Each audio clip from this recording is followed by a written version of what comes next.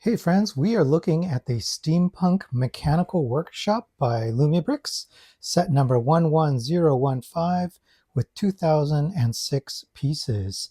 And the 2000 pieces are packed into kind of a smaller box than I'm used to. So it was bulging, it was so dense. In this video, we're going to look at what you're going to get inside this box. We're going to see what we can see about what the actual model is. We're going to see if the parts are Lego compatible. We'll talk about whether they're printed. We'll look at the wiring kit, which is inside this orange box. And we'll take a look at the instructions too, so we'll get a better sense for what this model is all about.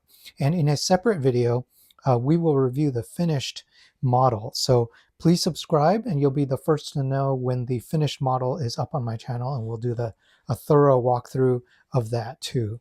Okay, so looking at this, it is a steampunk structure that fits in with a lot of the other steampunk that they have done. And it has a opening roof, and it has one vehicle, a cart, it has 4 characters, and it has like a brick-built automaton. And I have to say that this one kind of flew under the radar for me because Lumibricks put out so many steampunk sets kind of at the same time. And this one doesn't have something iconic you can look at and go, oh, I know which one that is. Like when you look at the ore factory, you know which it is because it's so giant and it's got the train tracks in front of it. When you see the alchemist moving castle, you know that's the moving castle because it has legs. This one didn't have as much that you could immediately understand what it was. So for me, it helped me to look and see, okay, the roof, whoops, okay, the roof opens up, and that's how you know which one this one is. All right, and then it has a crane up at the top too. So this is pretty much a standard footprint of, I think it's a 30 by 32 footprint, stud footprint. And then it has 2 stories. One story over here is on the inside, it's 1 full story, and then these are broken into 2 stories here. And then it's got a rooftop landing pad for this flying vehicle. And then it's got a crane that can turn around and grab that flying vehicle and pull it in as well. The idea behind this set is that it is a repair shop for the lower class citizens of this particular city. And it was sort of a homegrown thing where it's a pride of the citizens that they can create or repair their own machines and keep things going. And so it's a little bit ragtag, a little bit scrappy, but they've made it work. And there's an orphan girl who sells roses and bouquets made out of mechanical gears. So that's what this cart is here, and her name is Lily. And then the automaton, there's a little bit of information about that person or that robot inside the manual instructions, and all of the different characters, they actually have names. Lumibricks doesn't always name them, but here they do. And there's a lot of narrative also, so we'll take a look at the narrative that they've got. And as usual, everything is lit up. Here it is side by side with another structure. This is the other one that I get it confused with quite a bit. These two looked so similar to me. But the other thing I want to point out is that this flying vehicle can be converted into a trike with 3 wheels. So you remove a couple parts, add a couple parts, and then this becomes a wheeled vehicle. Okay, so that's the kind of the overview of it. And then as far as the parts go, they are Lego compatible. They're bagged 1 through 10 with multiples of 1, multiple of 2, etc. And so as you go through them, you usually see with Lumibricks Steampunk is lots and lots of brown and nougat. So that's what you're seeing here. And everything is printed. So there's quite a few printed pieces within. Here's another example of some of the printed pieces you're going to get here on brown, signage, some of the other parts as well that are printed. It's nicely done. You get some gold pieces, of course, lots and lots of gears because it's steampunk. And because it's steampunk, as I was looking through the instructions, sometimes you can't tell if the gears actually do something or if they're decorative. So that happens now and then. I'm like, is this going to do something or is it just for decoration? Here's a nice one, a nice print that goes across an arch. So it says work shop is the other side, and then a nice colored print here for one of the doors, multicolors. And it looks like they've brought back their very light gray. So you'll see that on some of the older, like before Lumibricks was called Lumibricks, they're called Funhole. Funhole had a lot of these. It's a gray that's even lighter than light gray. So if you look at like Lego, here's a genuine Lego light gray, light bluish gray. Their light gray, it's like a third light gray. So they have a light gray and then they have an even lighter gray. So I'll show you, here's a better example. So here's a Lumibricks light gray and then their light gray. So again, here's the genuine Lego light gray, which is a match to the light gray, but then they have the light gray. So I think they must have found that that was a useful part, maybe for concrete or other details, and so that's why they have it. I don't mind it. It just took a moment to realize that it was a different color. And then we get this bag of special parts. So on the sprue here are mostly like tools that you would see maybe in a Speed Champion set or a city set, so very similar. There is that, let's look like a rubber band in there, some hoses and tubing pieces, and then you've got your larger plates. And then as usual, we get 2 bags of F, and one of the bags is for the figures. So with these figures, you push the hands into the arms into the torsos, and the legs into the hips. And everything is directional. So everything has a left and a right. You just have to figure it out. Once you figure it out the first time, you'll be able to do it. And then this bag is the special parts for their lighting. So these are all, you see they have grooves on the top. Sometimes they have grooves on the bottom, grooves on the side, and that's so you can run the wiring through without pinching them and keeping your model nice and square. Speaking of wiring, this entire box is all of the wiring and your tools that you get. So you get them in numbered bags. So 1, 2, and 3. This is the 3rd bag. And you also get a power box. So this is usually 3 AA batteries. And for compliance and safety reasons, it has a screw on it to keep it from opening up, or for keeping kids from opening it up. So they do include a screwdriver specifically for this, but you don't need the screwdriver for anything else. It's really just to open up that battery box. They give you a nice pair of matte metal tweezers, which is terrific. And these tweezers are helpful for pulling and routing the wires when you need to. Sometimes they're a little bit small. They're also helpful in case you drop something sort of into the build and it's a little hard to get to. So opening up bag 1, it's got quite a few little parts in it, and they're not hard. Like the instructions will tell you where to put everything and how to place your wires as you're going. So you just gotta, once you've done it the first time, they'll become quite easy. So this looks like it's a hub specifically for all the wire pieces, and then opening this up, you see additional wiring pieces, and they're all separate so they don't get all tangled up. And each of these has like an LED piece inside of it. Oops, I just dropped something. All right, I dropped a specialized piece. Not sure what this is. It is almost like it's a switch in and out. So, oh, it's a push switch. So I think this is for the special feature where if you place a figure on a specific platform, it replicates like a charging sequence and other lights come on. So I think that one we just saw is that like pressure sensitive switch. I think that's what we were seeing there. And then bag 2 again has more of these brick pieces that have either couplers or they have lights built into the bricks themselves.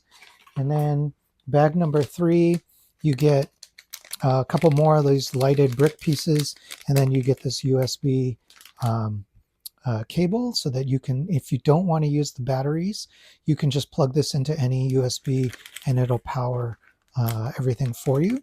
And then it also has the light kit for the lamppost that you see. So that lamppost is right here and it's got a lit end to it. And then there's this safety precaution sheet inside there too. All right, so let's take a closer look at the instructions. All right, so there are two manuals, and they have a QR code if you want the digital version of the instructions. And something I forgot to mention is that the entire front of it folds open. So it is hinged along the back, and you can take this and separate it, and that opens up in the front. So that is kind of a nice touch. All right, and then jumping straight into it, they give you a really great look at the lore and the narrative behind this particular set. And this is one of the things that Lumibricks does so well, is to create a backstory that isn't necessarily set in stone or too prescriptive, but they give you just enough for you to think about how you would add to that story. So here it's saying that this is the secret haven on Iron Cinder Street. So you can read here that really this is a point of pride or even defiance, specifically for the people who run this and come here to repair their machinery. So it's a important building in this particular city. And so you can see here's Lily, the orphaned flower girl.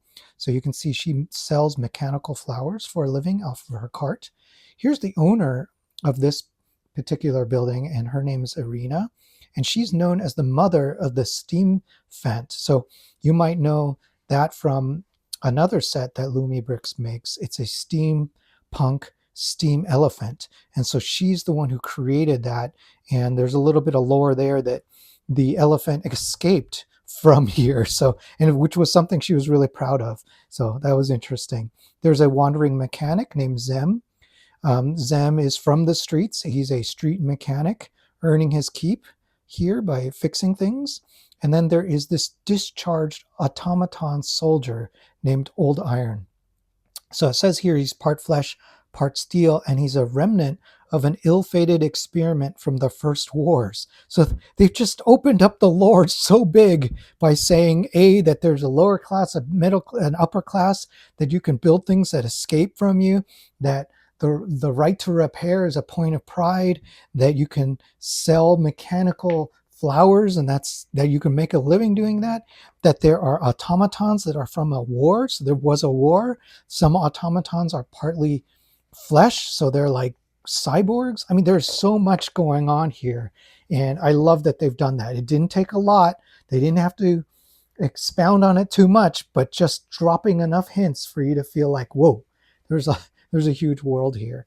And here's more, right? So there's a lot more here about that large automaton that you can build. It tells you more about the vehicle that's the flying slash driving vehicle. Here's Lily and her cart. More about humanity, the charging guide. So this is a close-up of the charging station for that automaton, Old Iron. So you put him on this platform, and then these lights light up to let you know that he's being charged. So that's how that works. And then it has a whole section here about the mother of the mechanical elephant, and just her pride that she made and invented this elephant. It escaped, and it just rejuvenated her creativity. It's amazing, the amount of story in there. Here's a look at the packing list of the different things that it comes with. Here's all the stuff that we were looking at in the wiring kit. All right, and then quite a few different languages there. Then we get into the actual build, and it tells you to check everything, of course. So do that. Don't do like I do, which is sometimes I skip that. I haven't regretted it yet, but one day I will regret skipping them. Here's a look at all the figures, right? So that's what they have you build first, is the 4 figures. And then a little bit, the camera is a little bit dark here, but basically we're building the base. Here's taking parts off the sprue so that you can build a workshop wall. And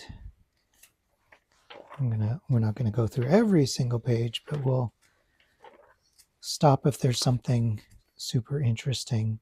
You can see you're running wiring sort of underneath everything. That keeps it nice and clean. That's why the Lumibricks sets are so cool, is because the lighting is hidden for the most part. Looks like they do have some hose pieces that you might have to cut down to size, so they're giving you some information there. So we're building up one of the rooms here. I like these doors. That's really, really nice.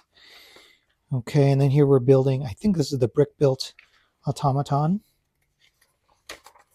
So he's got quite a few pieces to him. I love that they use this dome piece for his head, and they have a little bit of like steam coming off of his shoulder.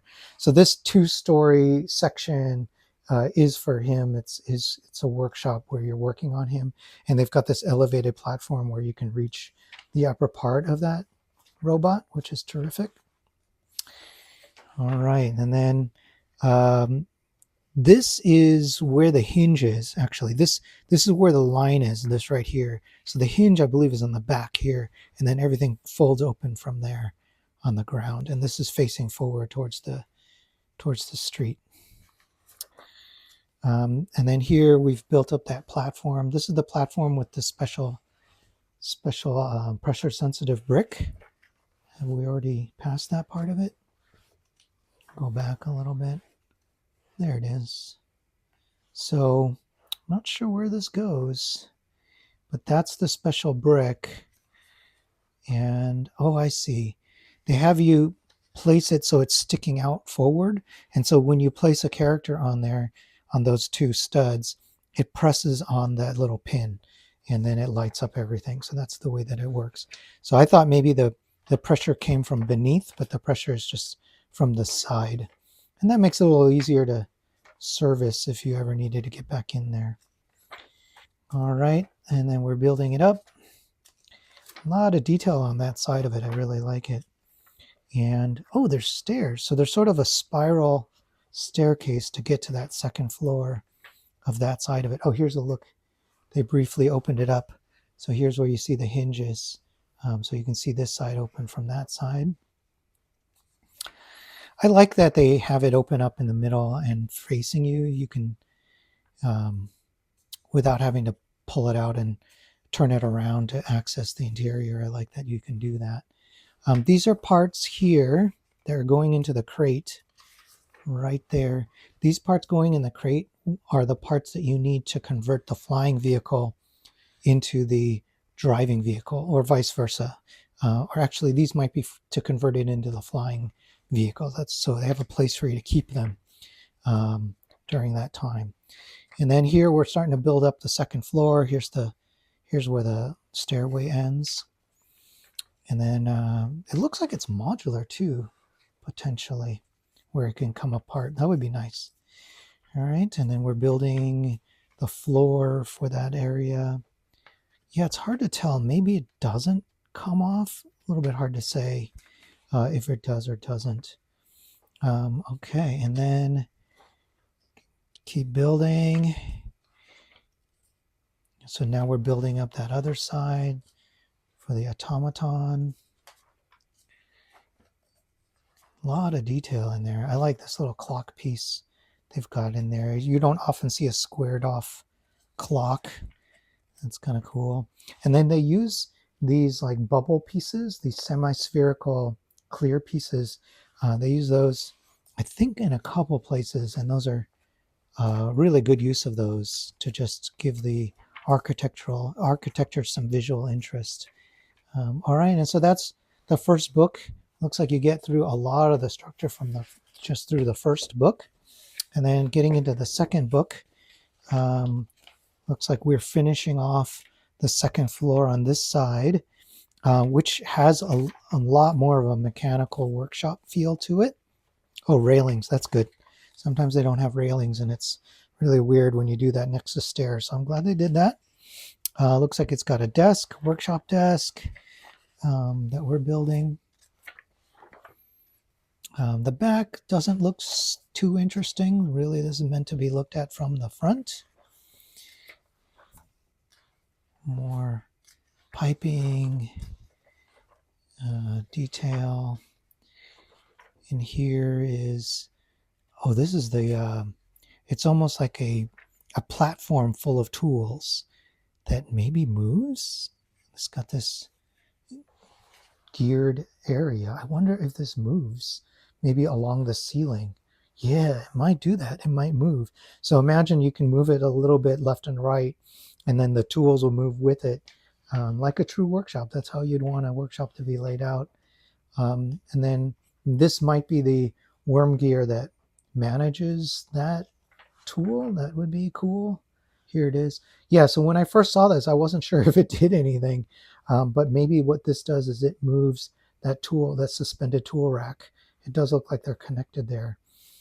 So that's cool. That's a good way to handle it. And I think when you turn that worm gear, it may turn this propeller up in front. So that's a clever little detail.